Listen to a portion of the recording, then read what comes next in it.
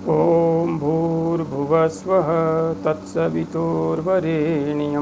भर्गो देवस्य धीमहि धियो यो नः प्रचोदयात्। उस प्राण स्वरूप, दुखनाशक, सुख स्वरूप, श्रेष्ठ, तेजस्वी, पापनाशक देव स्वरूप परमात्मा को हम अपनी अंतरात्मा में धारण करें। वह परमात्मा हमारी बुद्धि को सतमार्ग की ओर प्रेरित करे। भाइयों बहनों, जय श्री राम, जय गुरुदेव, जय माँ आदिशक्ति। क्या शक्तिपात किया जा सकता है? जिज्ञासु साधक भाई बहन प्रश्न पूछ रहे हैं और यह प्रश्न बार बार आ रहा है कि क्या कोई योगी, कोई संत शक्तिपात कर सकता है?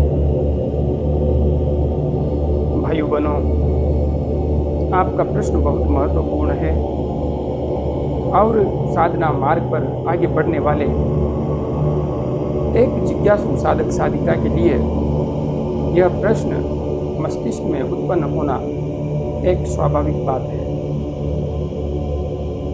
जहाँ तक इस प्रश्न के सही उत्तर की बात है तो मैं एक ही जवाब दूंगा कि हाँ, शक्तिपात किया जा सकता है। शक्तिपात एक पूर्णतया विज्ञान युक्त पद्धति है। इसे ढोंग पाखंड नहीं मान सकते, क्योंकि जिस प्रकार से एक व्यक्ति परिश्रम करके, व्यवसाय करके,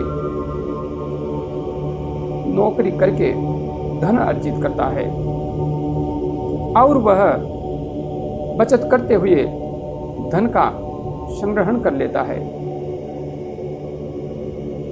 यदि वो चाहे तो किसी अन्य व्यक्ति को जिसको उसकी आवश्यकता है अपनी तरफ से दे सकता है।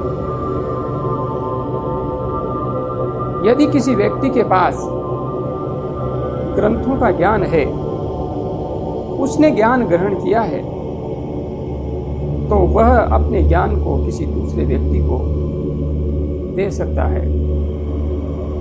इसी प्रकार से जिस व्यक्ति के पास जो क्षमता, जो योग्यता, जो गुण होते हैं, वे उस व्यक्ति का धन ही होते हैं और उस धन को वह किसी अन्य व्यक्ति को दे सकता है। इसी प्रकार से एक साधक का धन, एक योगी का धन, एक तपस्वी का धन उसकी तपस्या की ऊर्जा है, तपस्या की शक्ति है, तपस्या की सामर्थ्य है। यदि बड़े ही परिश्रम से कमाई गई इस तपस्या की शक्ति को, इस ऊर्जा को एक योगी अपने संकल्प के सहारे किसी अन्य व्यक्ति को देना चाहे तो दे सकता है। हाँ, यह इस बात पर निर्भर करेगा कि देने वाले के पास कितनी शक्ति एवं सामर्थ्य है। दूसरा, यदि आप किसी व्यक्ति को कुछ दे रहे हैं तो उसमें उसको लेने की पात्रता है या नहीं, यह सबसे महत्वपूर्ण विषय है। यदि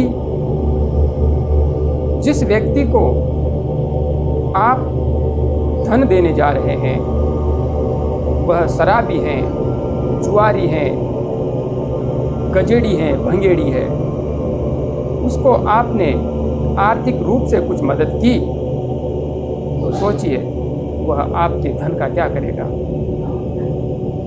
इसी प्रकार से एक तपस्वी योगी को, तपस्वी साधक को कभी भी आलसी, अकर्मण्य, ढीठ, नीच मानसिकता से ग्रस्त, लोभी, लालची, पाखंडी दुर्व्यसनी व्यक्तियों के ऊपर शक्तिपात की ऊर्जा का प्रयोग नहीं करना चाहिए, क्योंकि ऐसा करने पर वे उस ऊर्जा का कभी भी सदुपयोग नहीं कर सकेंगे। ऊर्जा शक्तिपात करने पर कुछ समय के लिए वह ऊर्जा उनकी चेतना पर प्रभाव डालेगी, किंतु उधार के धन से कितने समय तक कोई व्यक्ति अपने जीवन को चला सकता है। आखिरकार परिश्रम तो उसी व्यक्ति को करना है। कोई भी व्यक्ति शक्तिपात के रूप में जो एहसास होगा उसे चमत्कार के रूप में देख सकता है कि मेरे को यह चमत्कार दिखाई दिया। गुरुदेव बड़े चमत्कारी हैं, किंतु शक्तिपात करने पर आप तुरंत बहुत बड़े सिद्ध हो जाएंगे, ऐसा बिल्कुल भी संभव नहीं है। और कोई भी व्यक्ति ऐसा कर पाने में समर्थ नहीं है। हाँ, जिस व्यक्ति के ऊपर शक्तिपात किया जा रहा है, यदि वह पिछले जन्म का कोई योग्य तपस्वी रहा हो, या इस जन्म में भी उसकी चेतना ने विराट अस्तित्व के नजदीक पहुंचने की पात्रता को धारण कर लिया हो, ऐसी स्थिति में यदि शक्तिपात किया जाता है तो उस साधक की, उस व्यक्ति की चेतना शीघ्र ही बहुत बड़ी शक्ति का एहसास कर सकती है, किंतु एक सामान्य व्यक्ति की चेतना को अनंत तक ऊपर उठा देना किसी भी योग्य गुरु के सामर्थ्य के बाहर है। इसलिए यहाँ पर सबसे महत्वपूर्ण यही है कि शक्तिपात की ऊर्जा तो होती है, शक्ति का पात किया जा सकता है, किंतु शक्तिपात सिर्फ और सिर्फ योग्य पात्र के ऊपर ही किया जा सकता है, कुपात्र के ऊपर नहीं।